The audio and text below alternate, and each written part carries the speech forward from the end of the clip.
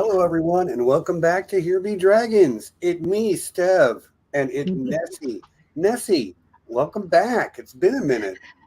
I know it's been a it's been a couple of months now. I think I've basically taken much of the summer off for various reasons. But yeah, it's good to be back and I good to am, see you. Mhm. yeah, I'm glad to have you back, buddy. I've done a few streams by myself, and I always have a lot more fun streaming with someone there. I love your Yeah, t-shirt, by the way, because the green is just disappearing, and I can see right through you.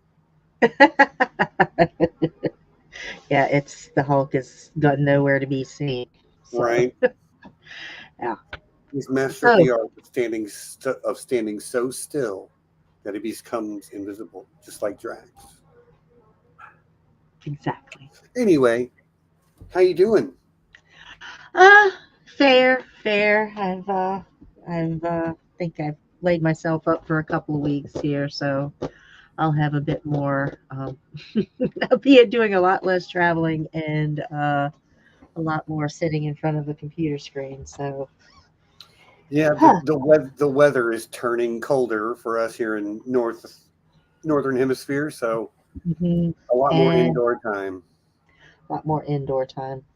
A lot more time for creativity and working on your D&D campaigns. Who, me? Who me? Who, me? So yeah, that being said, we will get into the dean like the meatier bit of the conversation with culture and world building, but if you want to play D&D with a group, I'm starting a brand new group Saturday evenings, not evenings, Saturday afternoon, evening. Okay, it starts at 5 p.m. Eastern, which is 2 p.m. Pacific time here in the United States. It's open to anyone because it's over Zoom and we use all online tools. I've got one seat left open, and you'll be playing with some friends of the channel, including Blue Lemons and Jaded Mhm. Redhead Mhm. and William McQuitty. Mhm. So yeah, check That's that a out. Send me a that's a good message, group of reach out people. to me, DM me, and if you want to play. Wheezy asks, "Where have you been traveling, Nessie?" Well, I've spent some time in Florida visiting friends, and then I also had a lovely time in our nation's capital with Emma Smith, um, Arch-Maester Emma to people on Twitter. But yeah, I got to spend some time with that lovely individual, and of course my cat Pie right here is glad for his mommy to be home. So yeah, that's about it for now. So I've kind of been on the road for hello cat 3 weeks or so. Oh, hold on. You get full layout with the cat. This is how it works.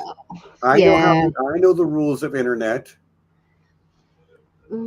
Yeah, that's how the internet works. It's mainly for cats. It's mainly So for cats. it is cat videos, of which we are now part of the logarithm. Yep. So if you've even thought about playing D&D, if you've been D&D curious and want to explore those options in a Uh, safe and comfortable professional space,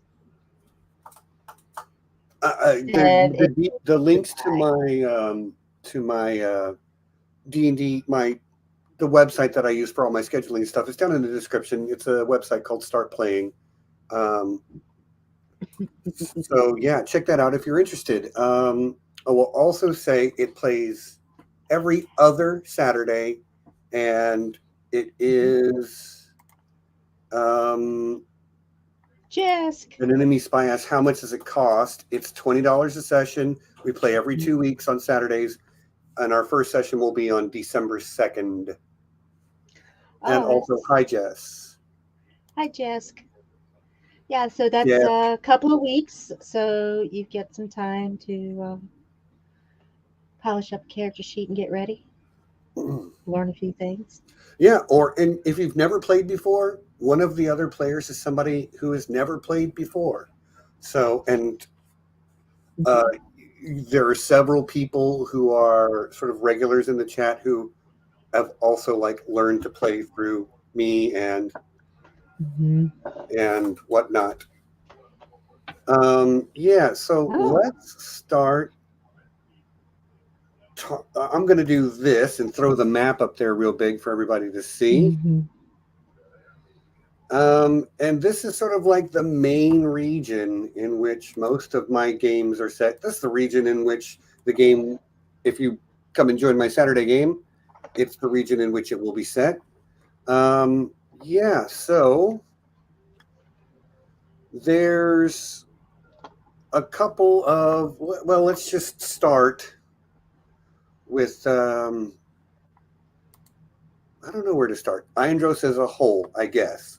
So this is a small portion. If you will reference the previous episode we did, part one, history, you would I showed the world map. This is a tiny, tiny section of the world map. But Mhm. this is where I've done most of my world building, where most of my games are set. This is where I'm going to be able to speak about culture more succinctly, as well as like how I went about doing it, things that I feel like I did wrong early on and that have changed. Um, and yeah, so,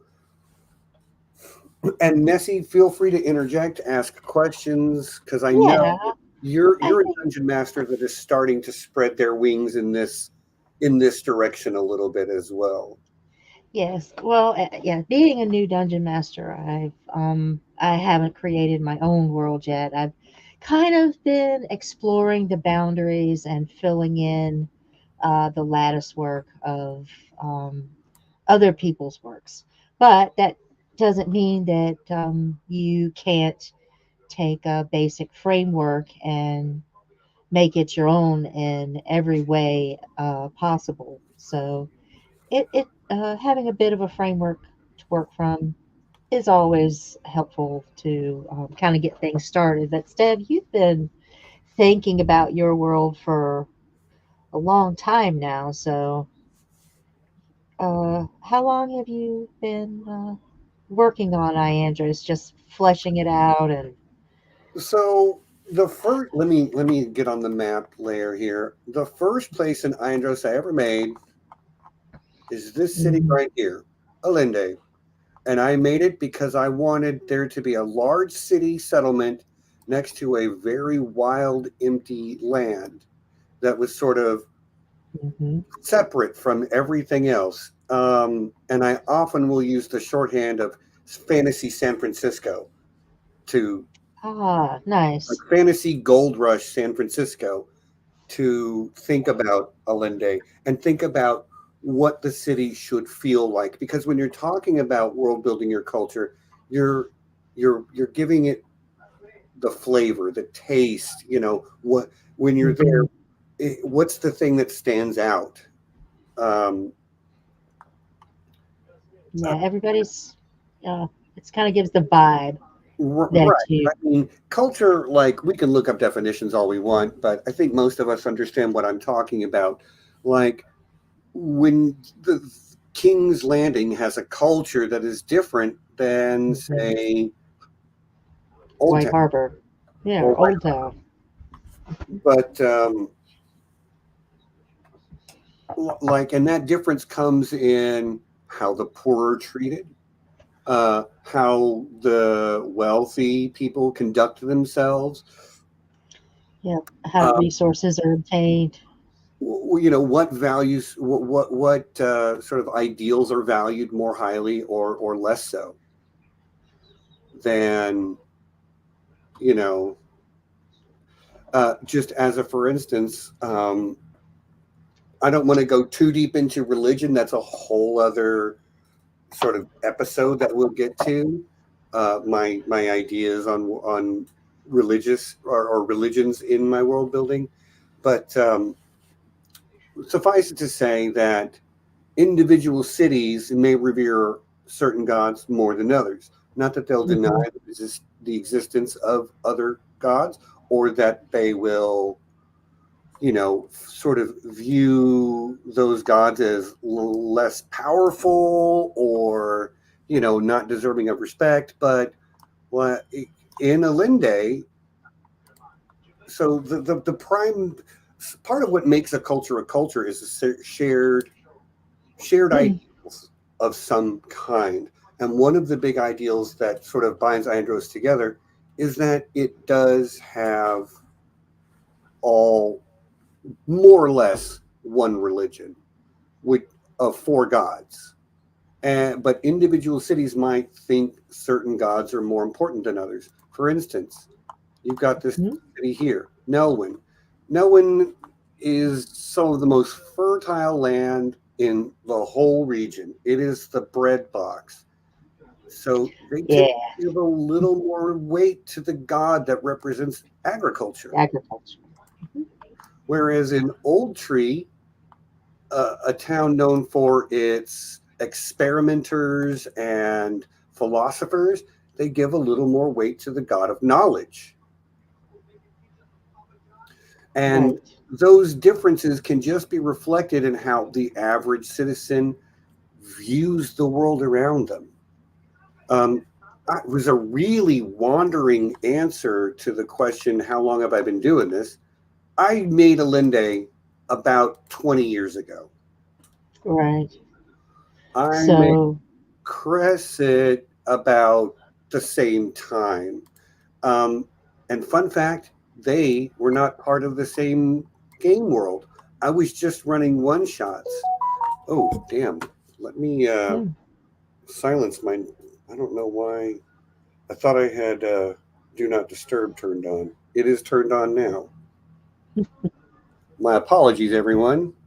But yeah, I made Alinde and Crescent about the same time, although they were for sort of separate stories because I was just running shorts. But they eventually got integrated into the larger whole. And that is true for a lot of the things on this map. Like Sorfin came not long after, Yeah. um, but like even then, there wasn't a map. This did not. This is like when you look at this map of Andros, you're looking at 20 years of work on some level.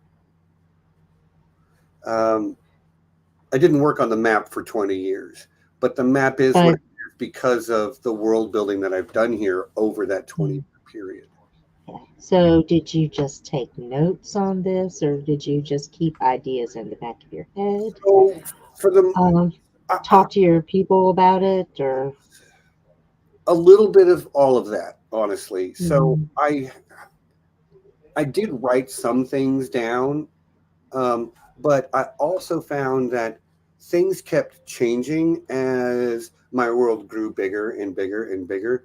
And mhm, honestly, like I had places like Port Kiernan and Lyrith and Sorfin and Alinde and even Kethmuria, the Great Green Sea, like that was all kind of there. But a lot of this other stuff in between, the smaller places like Nelwyn and Old Tree and mhm. Town and Farhaven, Hamel, Five Roads, these are all places that came into existence once I started making a map. And I started making a map because I built a campaign that needed it. I needed to know, how long does it take to go from Crescent to Sorfin? What do you pass along the way? Because Yeah. that route became important. So, having been a player in your world and kind of And coming into it like a toddler mhm. almost, and kind of feeling out the boundaries and how things work and how things tick. That our uh, group didn't do so much of a set campaign as more of a campaign Sandbox. of exploration. Yes, sandbox, where you're like, come over here and let's poke around and see what you've got over here. Yeah, your You know. group started here in Farhaven and then Hmm. made your way to Karasbarad and then down the Iron River to Thurgood and then down to Sorfin where you met people and then you went Yeah. over to Old Tree and then you came to Harnstown through Emiston to Alinde, then back to Old Tree to get your airship. Yeah, and it's And just been then you've been to Sunrise, you accidentally wandered into Kethmaria once, you've been to Southwatch. Yeah, you've seen a lot of this map actually.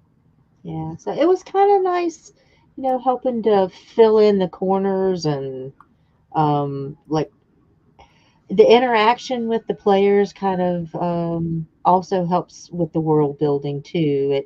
It helps you focus on what a thing actually looks like, and then having your players interact with that um, um, So framework. and like I've already hinted at one of the sort of tricks that I use when I'm world building, and that was when I was talking about Alinde. I said I think of it like it's fantasy San Francisco. Mhm. I think of Port Kiernan, and more specifically, fantasy Gold Rush San Francisco, Wild Mhm. West. You know, the city is you can get very rich. You can get It's a very boom rich town. exploring the Western frontier. You can also lose your shirt Hmm. or die out in the wilderness. You know, so that was sort of the flavor I was going for. Sorfin, big city right there in the middle, is meant to be fantasy Paris. Now, I don't use a French Hmm. accent and like I don't talk about baguettes or anything, but like I mean, you many of my players have been there, and so they know. But it's a city that reflects. It takes itself very seriously. It's very cultured. Museums, art, um, society. Like they see themselves as the cultural hub of the entire region, and realistically, they are. Port Kiernan, fantasy Hong Kong, a shipping port with Hmm. businessmen of questionable ethics in certain quarters. That's where my dad's from. That's where Uh, your dad's from. And then you've got Lyrith, which is fantasy Atlantic City. You can bet on anything. You can get rich, you can get poor. Another thing that I love about Lyrith is that necromancy is like completely legal there. And so people just, have skeletons as butlers. It's fun. ah, yeah, that's a place we haven't been to yet. Several of For my players have been there, but you guys have not. No, we have not. For I think good reason. Here's the thing, like, so that's one of the tricks that I use is like, can I say, you know, a vibe that I'm trying to pull from,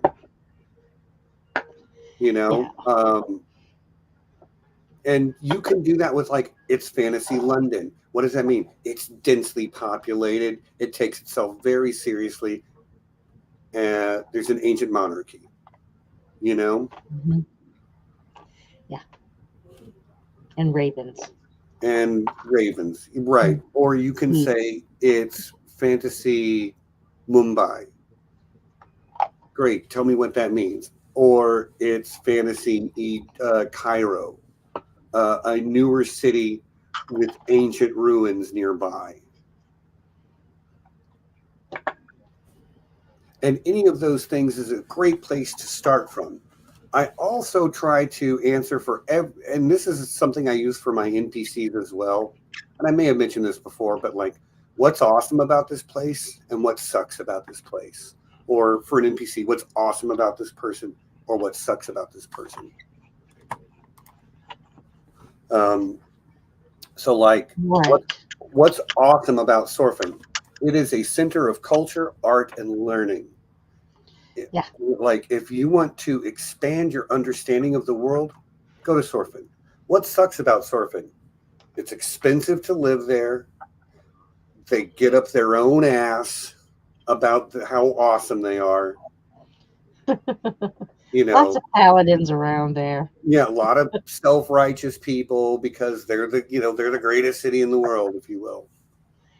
Yeah. Lyrith, what sucks about Lyrith? Well, there's some homelessness issues. There's some, you've got undead people walking around. People, like people, poor people especially, will sell their bodies before they die in order to, like, get some money. But then when they die, their body goes to a place, gets hauled off to the corpsarium where they can then get sold to a necromancer. That kind of sucks.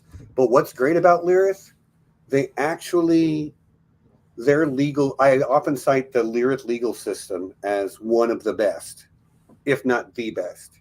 Like, they have capable investigators who want to get at the truth, who have magical means to get at the truth. Like, if you have not committed a crime, you are like, they never send the wrong person to jail. Never. Mm. They don't always catch someone, but they never send an innocent party to jail because there's too many fail safes. It means the people that do get away with crimes are exceedingly good at it too. So, and remember that it is fantasy Atlantic City, so they if still they're have good at it, underworld. yeah, and if they're exceedingly good at it, that means they're probably also exceedingly powerful to be able to jump the system like that. Right. Alinde, what's awesome about Alinde? There's a lot of awesome things about Alinde. Like, it's probably the most cosmopolitan city in the region, as in, like, Hmm. a mix of peoples that live there. Like, Yeah. a lot of people go to Alinde for the purpose of exploring the western frontier, which Hmm. holds a fallen empire from centuries ago. But there are great treasures to be had out there. You can get extremely rich. It's kind of like panning for gold in in Right. California in the 1850s, 1840s. So, but like, Well, most people don't find anything. A few people get stinking rich, and but then, yes. But what sucks about Alinde, you can lose your shirt. Also, the cuisine is terrible. I hope you like fish and apples, because all other food stuff is expensive. It has given rise to this, that, like, the windowsill garden where people will grow, herbs and spices. fresh This tomatoes and little plot of dirt they have hmm is given over to food production because the city has grown, and sort of like Alinde, so maybe Alinde's just a little spit of land that was granted to someone a long time ago by the elves of the Elvenwood in exchange for services. So they they cannot sprawl their city, which is like another reason that city is, it feels cramped. It feels very tall and built up, and um, there is yeah, some topography, so it's got a little bit of San Francisco's hills. But it, yeah, it faces out into the ocean, so it's more of a civilization that is, well, not a civilization, but a culture that looks outward as opposed to where it's well, been. so Alinde is peopled by groups mostly from Iandros. Now, the city Hmm. has been there for a while, but it has grown extremely rapidly compared to, like, really any other city because of the promise of wealth. But I would think of Alinde almost as a colony of Iandros, or like Provence was to the Romans at first. It was sort of like, Ah. it was nearby, but it was disconnected. Right there on the border of the wilderness. Yeah, because you do technically have to travel through Elven territory to get there. So, Hmm. but what makes Iandros culture? There's a couple of things. There's a common Hmm. language spoken by everyone here. Hmm. There is a common religion to everyone here. In general, people can't do move to Iandros from regions beyond, and they will bring their own religious beliefs with them, obviously. But but yeah, the dominant religion by far is the faith of the four. We'll get into the faith of the four during the religion episode because I love it. It's one of the things that I got really passionate about at one point during my world building. But so, but just sort of like what do they preach, which will tell you something about what the culture values are: mercy, uh, like protecting your community, um, hard work and industry, and then sort of like wisdom and honoring your ancestors.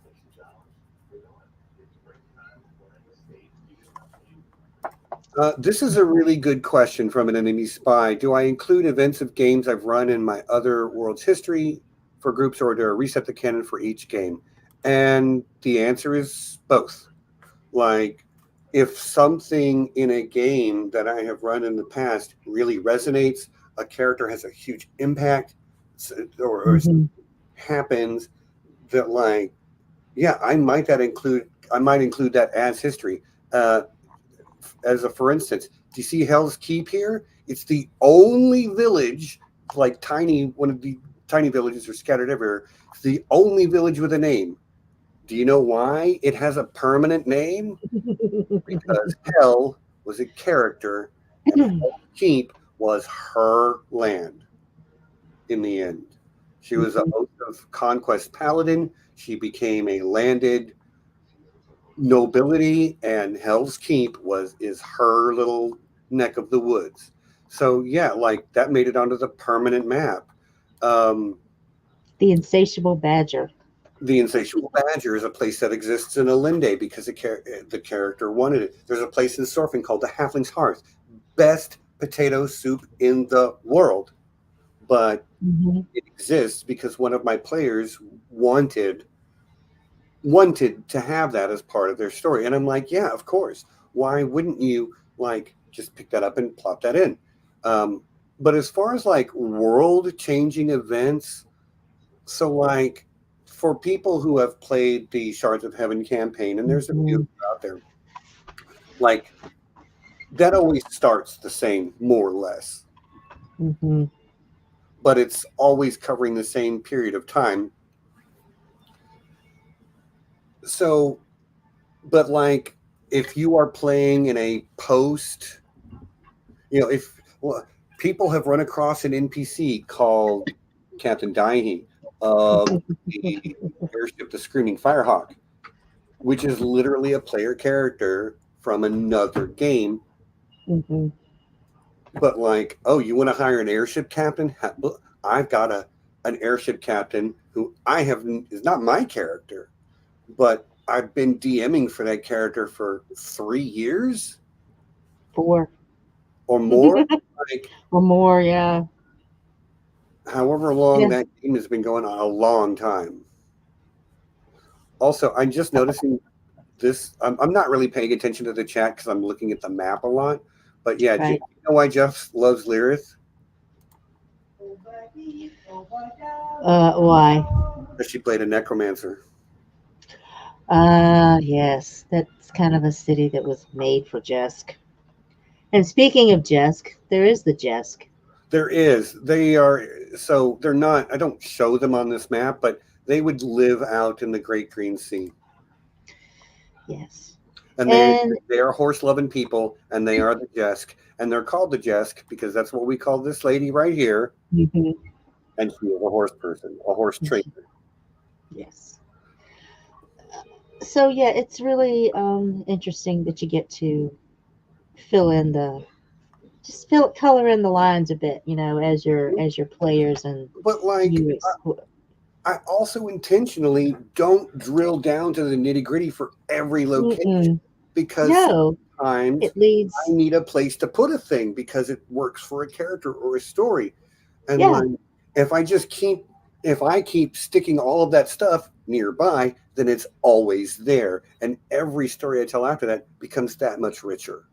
Yes, because there's more and there's more invested in it. Oh, hi, John Webster Hey, found. buddy. It's good to see you, Hey. John. I know we're talking about something that you don't care about at all, but it's really nice to see you. And I hope you get back to streaming. I was sorry to hear that you weren't feeling well yesterday, Yeah, sorry you wasn't feeling well, buddy. but it's always nice to see you. Yeah. Um, let's take a quick break, okay? Okay. Um, because we have patrons and I've forgotten to do shout outs, okay? And like, these are people that stuck by us even when we were off for months, when I was off dealing with my mental health. Yeah.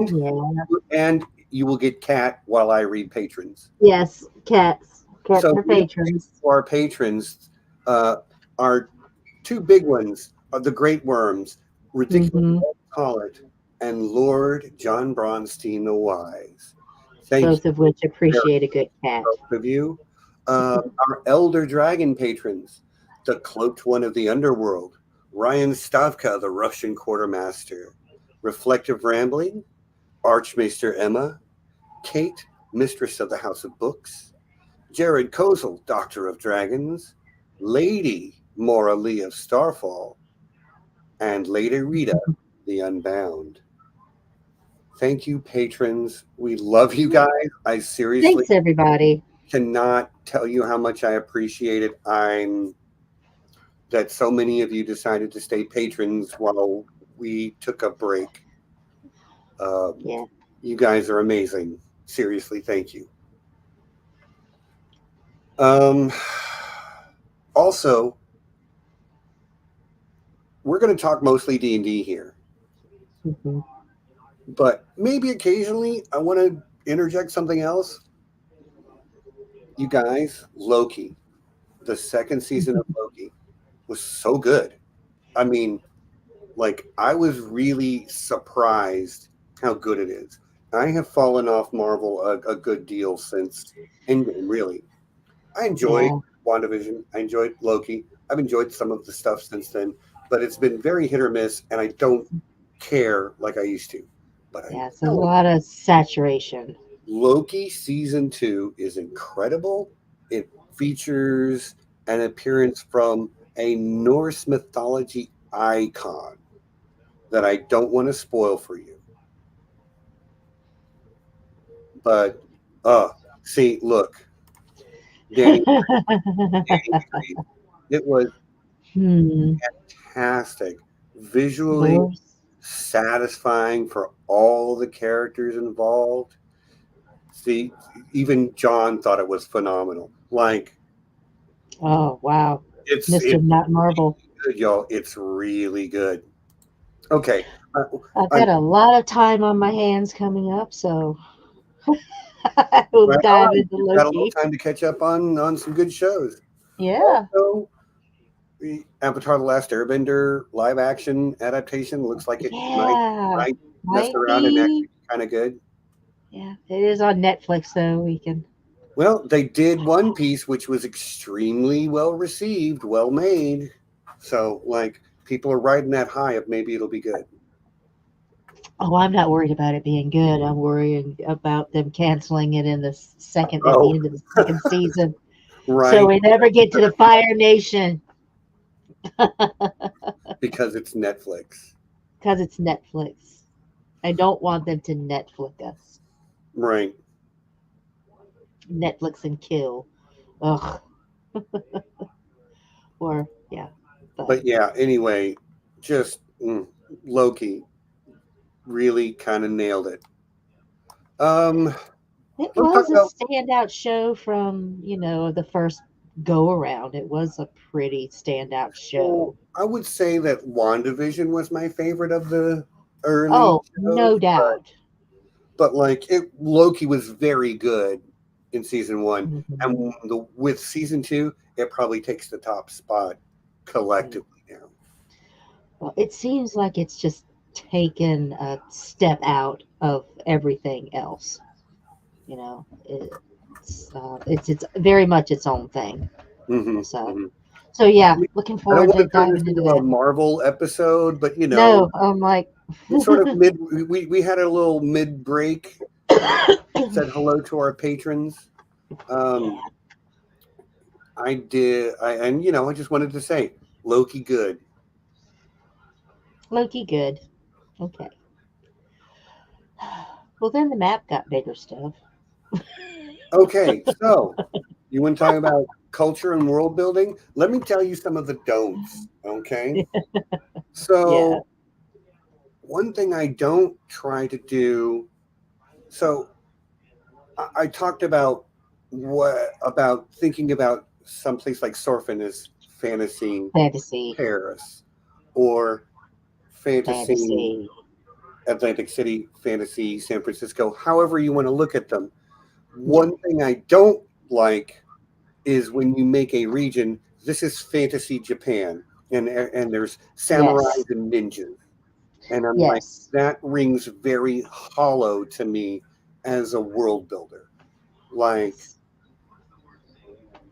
Yes. and you don't need to reinvent the wheel, but like a lot of fantasy, a lot of D&D specifically, and Western fantasy in general, has a very Eurocentric view of what fantasy is, and then you make others other by making them Japan and India and Right. Africa, and Right. that's so lazy, and it's probably kind of you know Embrace. racist if you're not very careful. It's definitely racist. Yeah. So you need to be careful when you do that. You can still reach to. Flavors. I'm just going to say Japan as a for instance, okay? You can Hmm. still reach to Japan as an influence for how you want to do things, but just be like, this is Japan. Right.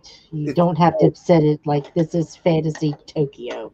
tell me, okay, great. Start from there. Now tell me all the ways it's different.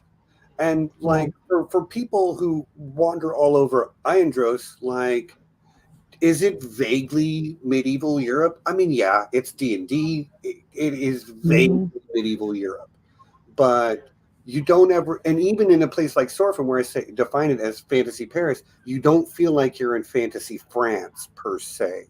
No, you're not getting croissants on every street Right, corner. right. You don't want to turn it into a meme. You want to now, like, you can take some of the flavor, and for Yes. like Nessie in the game you played, you guys left the Iron Hmm. region and you went to a whole other region on the other side of the world called Panu Kapuri, which has a wildly different culture. And a lot of the fun of that what trip was watching your characters grapple with the culture shock Yeah. about how people like no, we don't How? use magic all the time, and we kind of consider it dishonorable if yeah, we have Yeah. that do have healing magic, and yes, we'll use it, but like in an honor duel, somebody has to die. Otherwise, like, you're not risking anything. You're not allowed to build out of stone because stone is permanent, and the gods didn't give us the only thing you're allowed to build out of stone are structures that are for holy use, for religious purposes. Oh.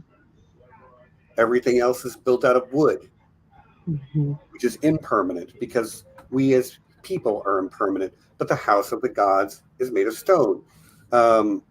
And there was this like culture of giving gifts, but having to refuse the gifts so as not to seem greedy or stingy. Right. You have to the nuances of the culture. You can't just jump in and put your own expectations in and expect it and think that it's going to work. But like in But the way that it, crafting that culture, I did pull some things from Japanese culture. That warrior spirit that some of them have, some of the honor duels that they engage in. I pulled some of the inspiration from uh, India. I pulled some from uh, Native American and Aboriginal American beliefs or history, even, which in the end, when you take those three or four things and blend them together, like it tasted legit still. It still felt real. I was basing it on real world cultures, but I was taking different pieces from different places and blending them together in a way where you can't look at it and go, "Oh, that's Oh yeah, Mesoamerica. Oh, that's yeah, you know Indus River Valley civilization. right, Oh, that's medieval Japan. Oh, that's like 1200s China." Although all of those things fed it, none of those things dominated it, and so right. it felt like very exotic to you guys, especially since Andros has no kings for cultural reasons, and Panukapuri has an emperor ruling. Panukapuri covers an area twice the size of Andros, and there is, well, two because they're twins. There are twin brothers that are emperors, but the Andros map is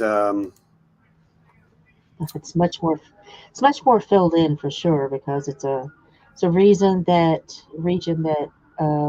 Panukkapuri may have as many people in it.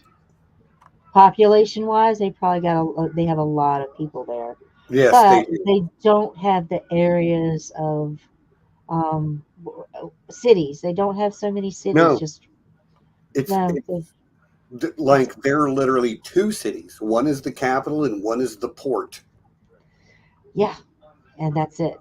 But like Everything land, else is the way land is utilized is that they don't have cities. They have these like localized fortresses where influential local lords rule from there. The city doesn't grow up around them. It's meant to be away from the city on purpose or away from like villages and towns. Yeah, the biggest thing you're going to get there is a town of maybe 10,000 people. yeah, and it's a town with a purpose, like the one we stopped at that was just full of weavers. You Weavers, know, because they have because they have the silk the silk. caterpillars. They have yeah. That's where they grow. That's where they live. So that's where they put the weavers because why wouldn't you put the weavers where the worms are? You know. Um, but yeah, it was a really a big difference.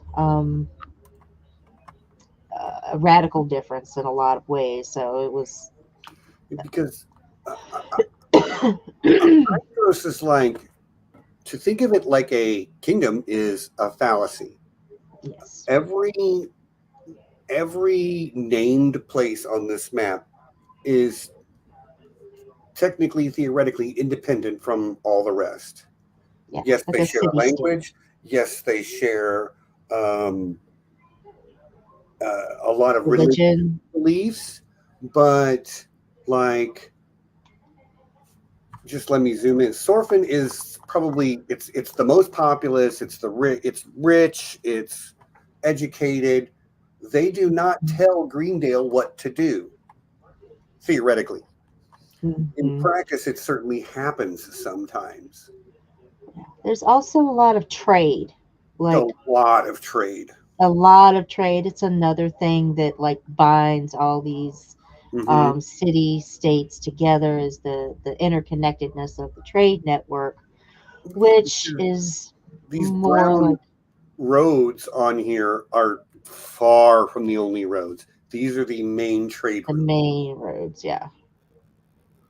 So, oh, the architecture. That is another way to help define, the cultures of a certain place is, Yep. how you define their architecture and how they fit into the landscape. Like with Alende being so new and so far out and there by the forest, you would expect it to be a city built mostly like quickly from wood and not as much stone construction as say Half the Sorfin. city is like that. Matter of fact, you know what? Yeah, It's like you say, it's this boom town. It's quickly built, mostly half elves, I think you said, and human adventurers.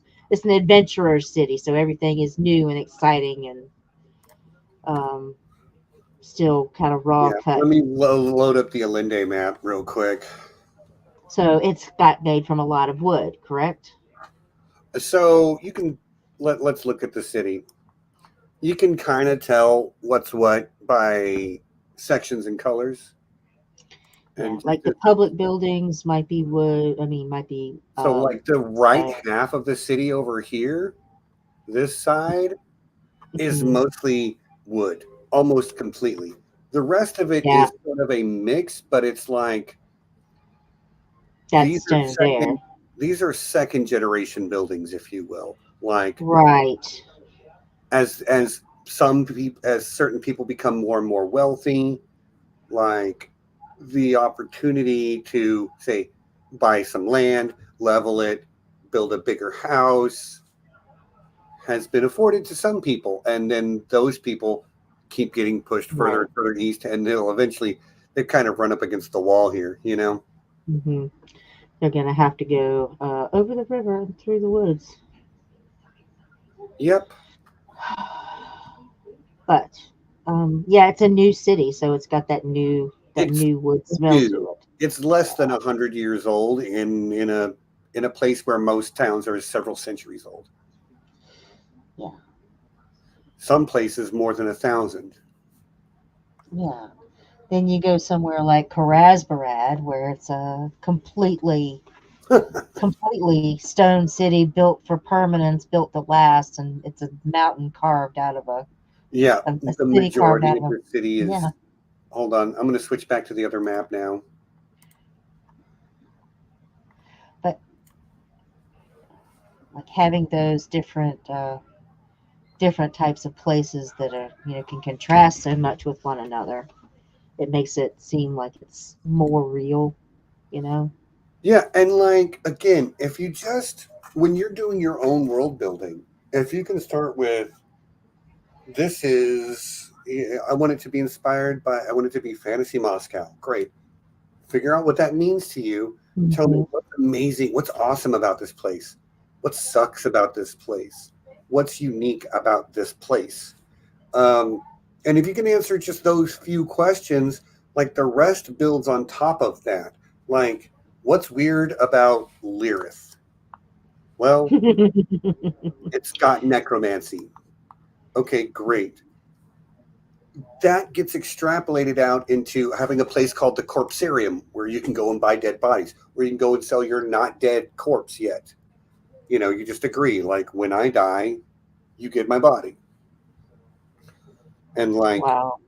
but you can't just walk in there with somebody you just murdered because they're going to cast a spell called Speak with Dead, and they're going to be like, how did you die? So that guy stabbed me. Right, exactly. So like which feeds into the like really great justice system, you know what I mean? So like Mm. each of these details I built on top of one another over time. Does that make sense? So what would the punishment be? You get turned into an undead servant if you kill somebody. I mean, I'm sure it would depend on the circumstances, but yeah, I would say Lyrith pretty not great with its it's got prisons. You'd probably become a prisoner, honestly, and do forced labor. Mm. Um, but like Port Kiernan, what's awesome about Port Kiernan? You can get anything there. It is the trade port for the entire region. Yeah, okay, Mhm. Alinde has a port, but But Port Kiernan Port Kiernan is the can, port. and it's like the trade winds carry you there. It's on the mouth of a huge river that goes straight up to Sorfin. It's got east and west covered with overland trade routes. So, like, you can get anything there. There are great a deal of wealth to be had there. What sucks about Port Kiernan? Once again, the legal system. Lyrith has the best. Port Kiernan has Fortune the has the worst. worst. And that's because they have a.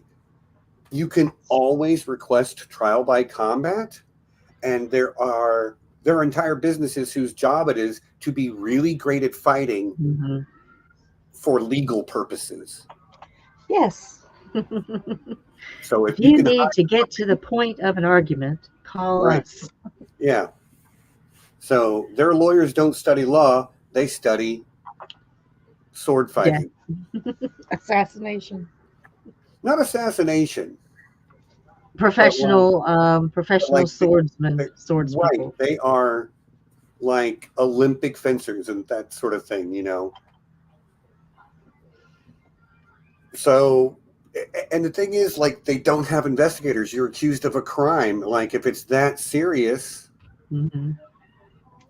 they just do trial by combat. So, like, So and it if wasn't you always that way. can't settle it, Circles if back to history. It wasn't always that way, but like as certain people came into power and decided, oh well, the Mhm. gods should decide, and we'll have somebody corrupted that ideal of the god should decide. Somebody else who was rich got the idea of like hiring a professional duelist, uh, Mhm. and then it just over time became the norm because there's a lot of rich people. Yeah. So like I will say, like, there's you can get away with crime a lot easier than Port Kiernan, but because like a lot of these professional duels are breach of contract and things like that. Yeah. You could probably get away. If you can't get away with a fine, you can't get away with a bribe, then you hire yourself a professional fighter and let them fight it out. Yeah, let them fight it out. Well, Yeah, it, an enemy spy, yeah, they'd probably be impervious, or they'd have like their own here's the thing: lobby. I have level caps that I soft enforce in my game, so like you can almost guarantee that nobody you meet is above level 10, just because I Mhm. think if you have too many people who can get that high in level, it warps the way I feel like the world should work. And so, like so you're not immune because there are equally high level fighters out there. That's all I'm going to say. I mean, it makes you It less makes you likely, valuable. but like it's not impossible. Like if you're a 10th level fighter and you got to fight a 10th level fighter, like yeah, you know. Yeah. Yeah. Um, God dang it! I was going to say something and I lost track of it. Oh, another thing is like one of the things you do need to consider is how is magic and the preponderance or lack of thereof Hmm. going to Yeah. affect your world building. So part of the reason that I limit leveling is because I don't want the most powerful magic in Dungeons and Dragons applying in my game world, you know. So I cut it off at a point where I feel like, yeah, you can create powerful effects, but I also like how many of those people are there? What's their distribution amongst the population? This is a demographics episode preview, by the Hmm. way. So religion, demographics, both of those are coming. Um, probably Yeah. do If you, an economics video at some point. ooh, economics. Yeah. Yeah, but That's you too. yeah, we've uh, dang it, I just lost track of it again. My mind is starting to wander. I think I'm running out of juice, y'all. Yeah, I think it's about time to. But there was, but like, felt important. Hmm.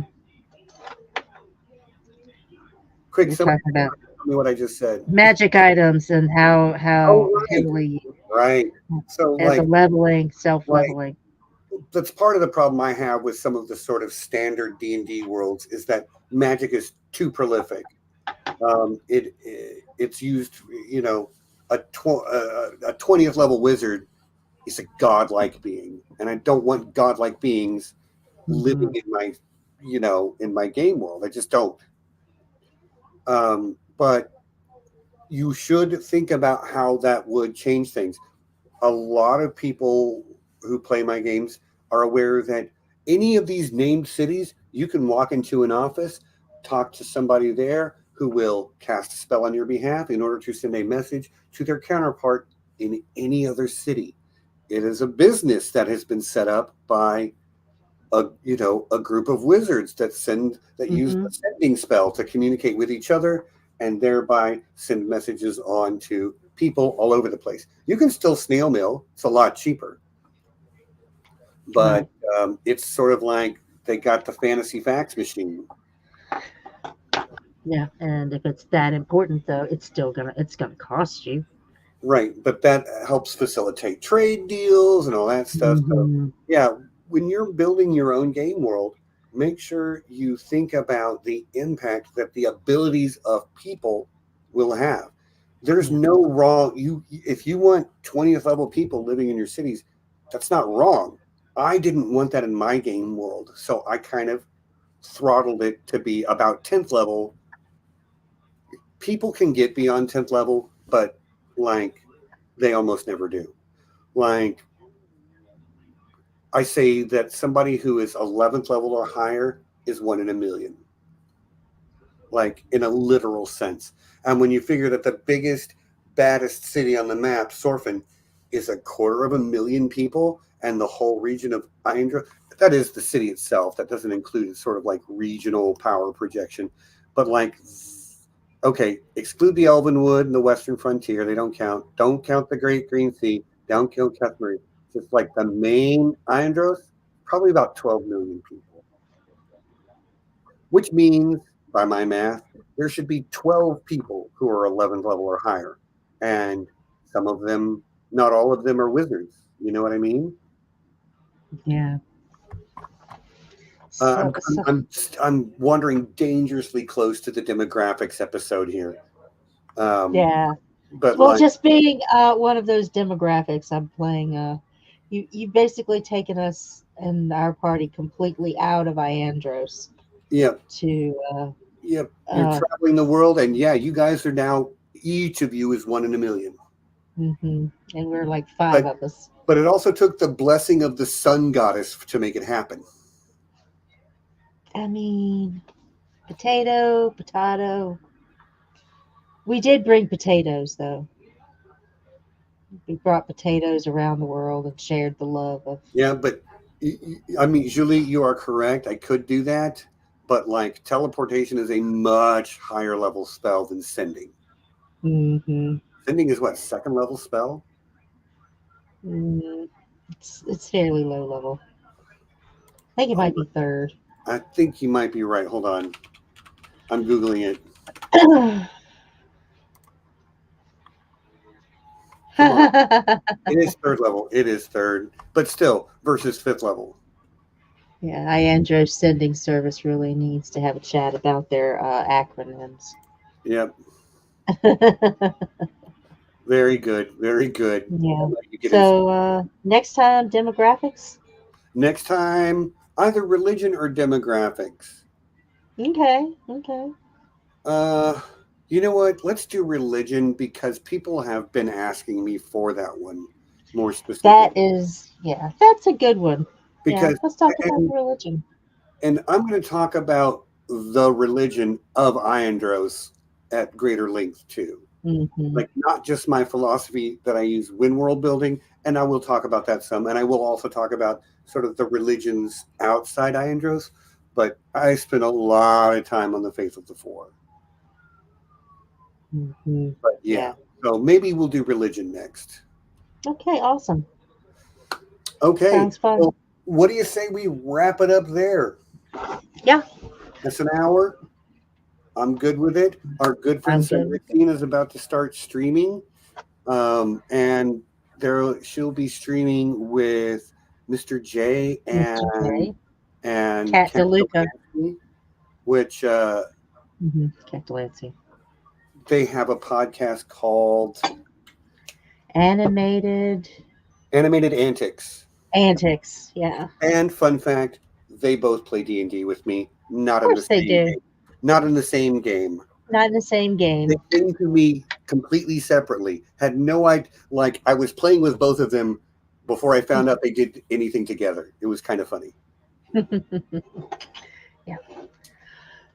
But yeah, So, so that being said, I love you all. Thanks for hanging out. It was good turnout, good conversation. Nessie, great to see you as always. You're not great to be available back next still. week, correct? I might be Okay, keep me because posted. of my. Yeah, it's my, Kind my of like, involuntary absences. yeah, I kind of like want to do it, with hmm Nessie. I'm pretty sure. I'm pretty sure that I'm available. Okay, that would be awesome.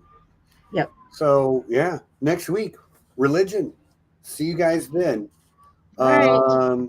Until then, you know what it is. Peace Peace and be excellent to each to other. each other.